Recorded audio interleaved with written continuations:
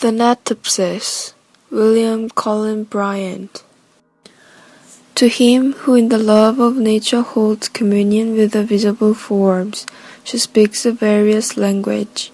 For his gayer hours she has a voice of gladness and a smile and eloquence of beauty, and she glides into his darker musings with a mild and healing sympathy that steals away their sharpness ere he is aware.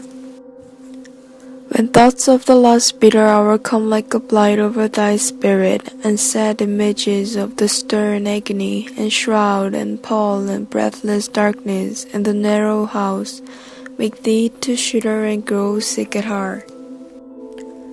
Go forth under the open sky, and list to nature's teachings, while from all around earth and her waters and the depth of air comes a still voice.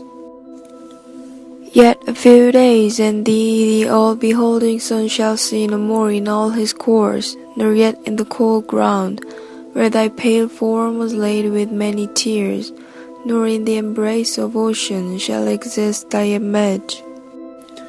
Earth, that nourished thee, shall claim thy growth to be resolved to earth again, and lost to each human trace, surrendering up thine individual being, shalt thou go to mix forever with the elements, to be a brother to the insensible rock, and to the sluggish clod, which the root swain turns with his share and treads upon. The ox shall send his roots abroad, and pierce thy mold. Yet not to thine eternal resting place shalt thou retire alone, nor couldst thou wish couch more magnificent. Thou shalt lie down with patriarchs of the infant world, with kings, the powerful of the earth, the wise, the good, fair forms, and hoary seers of ages past, all in one mighty sepulchre.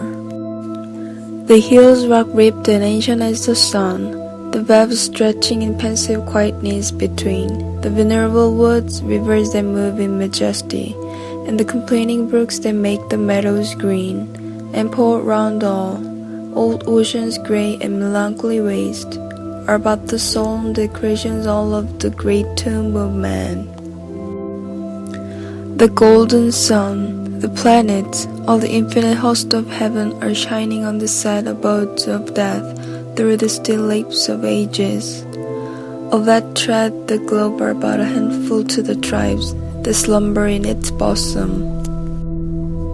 Take the wings of morning, and the Balkan desert pierce, or lose thyself in the continuous woods where rolls the Oregon, and hears no sound save his own dashings.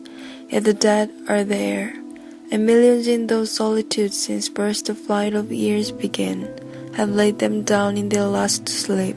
The dead reign there, alone. So shalt thou rest, and what if thou withdraw unnoticed by the living? And no frantic note of thy departure, or that breath will share thy destiny. The gay will laugh when thou art gone, the songbird of care plod on, and each one as before will chase his favorite phantom. Yet all these shall leave their mirth and their employment, and shall come and make their bed with thee.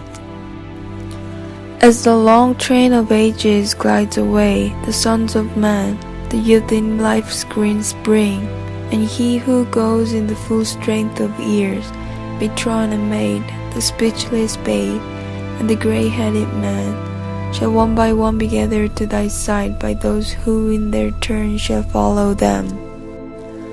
So live, that when thy summons comes to join the innumerable caravan which moves to that mysterious realm, where it shall take his chamber in the silent halls of death, thou go not like the courier slave at night, scourged to his dungeon, but sustained and soothed by an unfaltering trust approach thy grave, like one who wraps the drapery of his couch about him, and lies down to pleasant dreams.